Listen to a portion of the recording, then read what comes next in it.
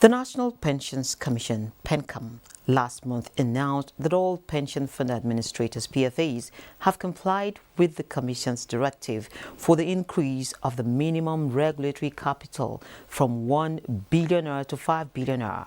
The Commission had approved the recapitalization exercise for the PFAs with a 12-month transition period from 27 April 2021 to 27 April 2022.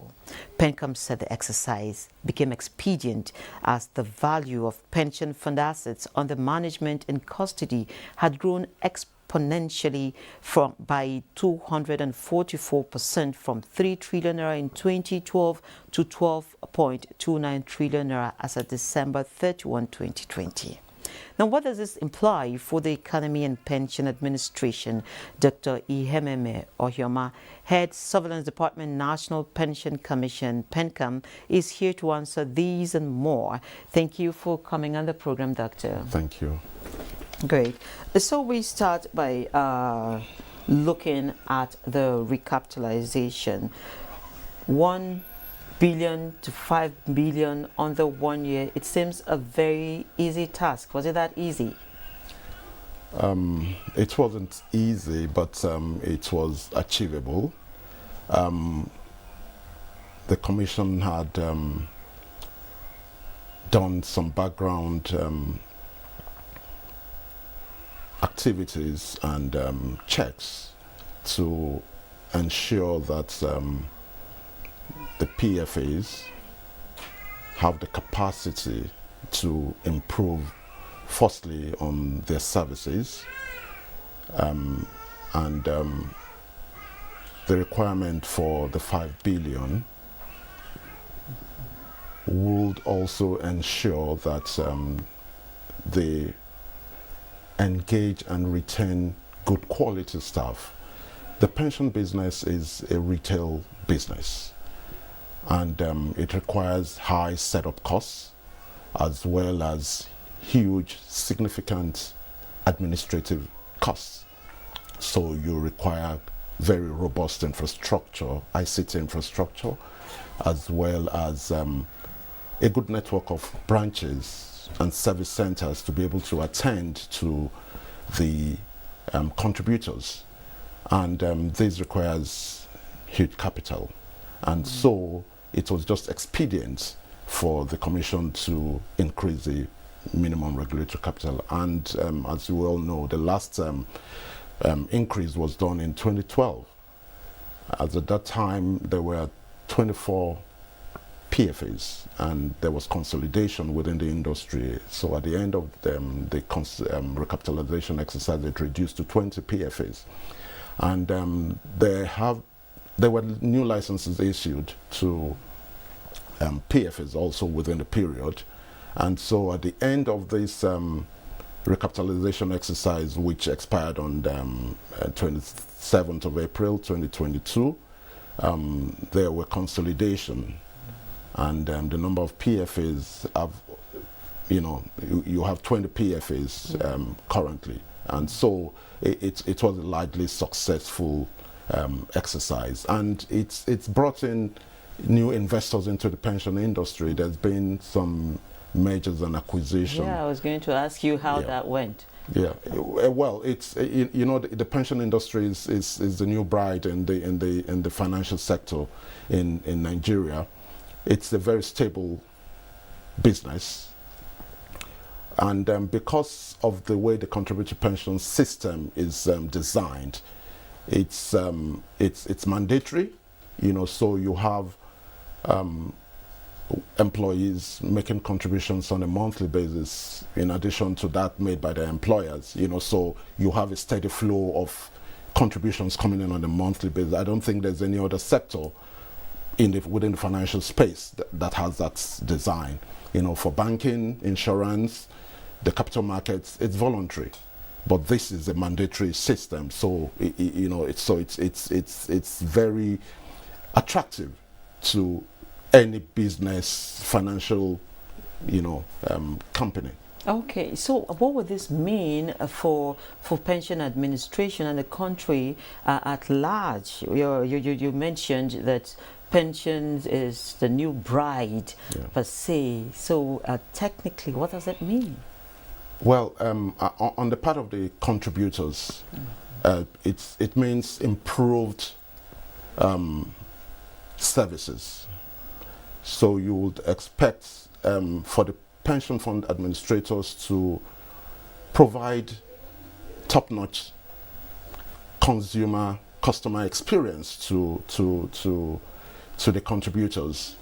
And for the pension fund administrators, what it means is that they now have increased capacity to improve their operational efficiency and effectiveness, as well as be able to expand the scope of their businesses. And for the economy, for the Nigerian economy, once the scope of business is increased, it means the available pool of funds, pension funds, is available to the government, to private sector, to business enterprises to be able to access these funds and develop, bring up development in the Nigerian economy. So you now have increased pool of funds. The PFs are able to go into more businesses like the micro pension scheme. I think that's the next stage in the pension industry, and it's going to be, the informal sector is much larger than the formal sector in Nigeria. And so currently the number of registered contributors is 9.5 million.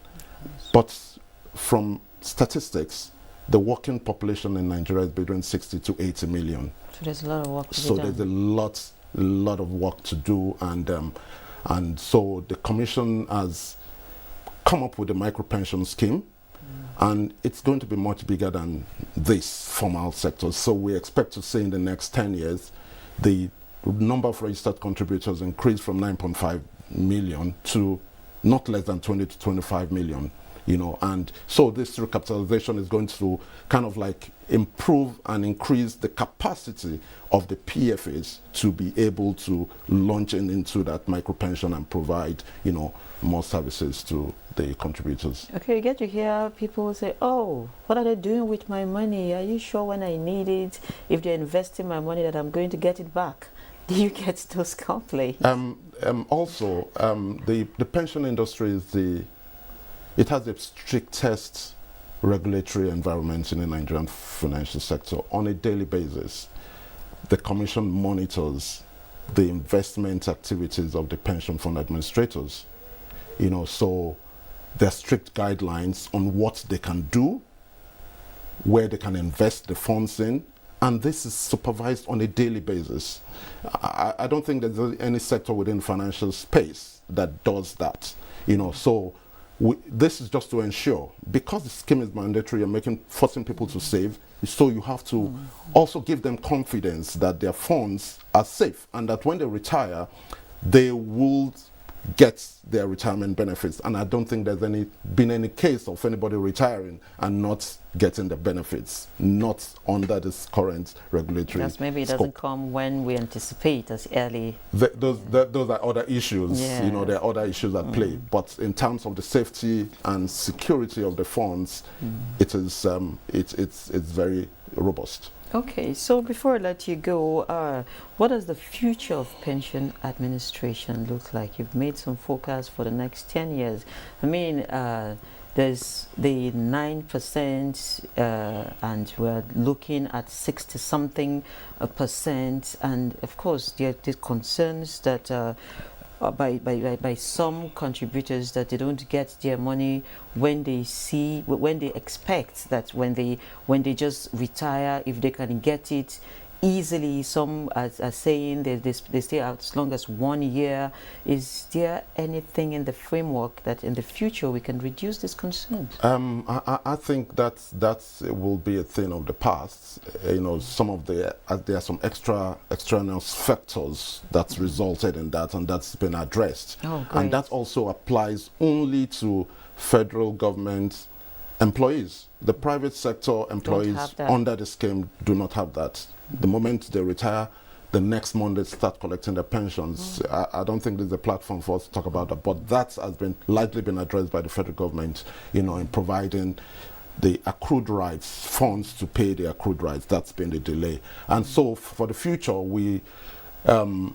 it's only going to get better in terms of service delivery, in terms of the pool of funds, increasing the pool of funds, so you also have available pool of funds to be able to, for us to be able to kind of develop our economy, and you have PFAs also that are well skilled, have robust ICT infrastructure to be able to deliver good customer experience to contributors. So I think the future is it's very, very, very bright, and it's going to be very exciting. Okay, if I can drop this one, the stock market has also been tremendously doing well this week. I mean, very impressive figures, and we also note that the PFAs are also doing well in that. How is PenCom taking that? Well, it's good for each and every one of us, especially the contributors. We are contributors too. So if all sectors of the economy, the capital markets, the banking, as well as the insurance, in which the PFAs invest in, because they invest in all these various sectors. So if they're doing well, it means it's all well for the contributors who are in the pension scheme. So we pray it continues. Okay, I must sincerely thank you, Dr. Ohioma, for coming Thank you. on the program. And Dr. is the head surveillance department at PenCom. Do have a nice day. Thank you. Okay, so we move on to our special segment, Surviving COVID-19.